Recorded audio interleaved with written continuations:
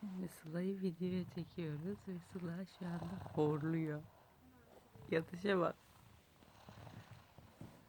Ellere bak.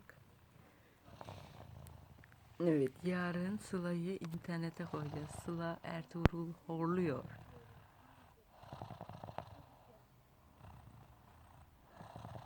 Evet, Sıla horluyor. Duyuyor musunuz Mehmet? Duyuyor musun Mehmet? Kübra duyuyor musun? Duyuyor.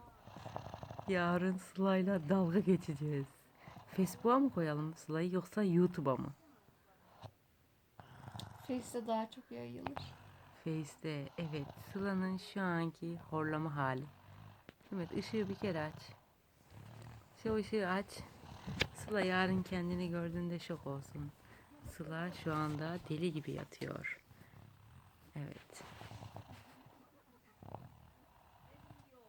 Mehmet dur, açık kalsın. Mehmet gel buraya. Sıla'nın yatışını bir gösterelim Sıla'ya. Sıla'nın yatışa bakın. Böyle bir yatış şekli var mı? Donuna bak. Üst üste giyinmiş. Lahana gibi. Yatışa bak. Sıla'nın yatışına bir bakar mısınız? Şu da Ela. Ela kedi gibi yatıyor. Prenses. Prensesler gibi uyuyor ama Sıla bir sanki içinde bir kurt var. Bak, sese bakın. Oha yani.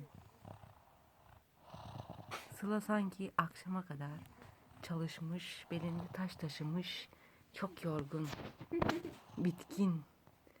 Uyuyuşa bak. Sıla mutlu bir vaziyette uyuyor.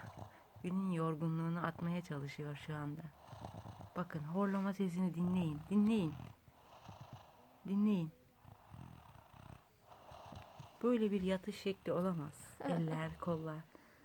Kolu nereye gitmiş? Ne burada. Bir de şuradan çekelim Sıla'yı. Yatışa bakın. Ayaklar uzun.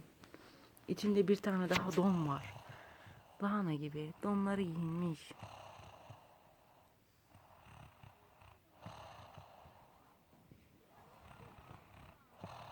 Horluyor Sıla.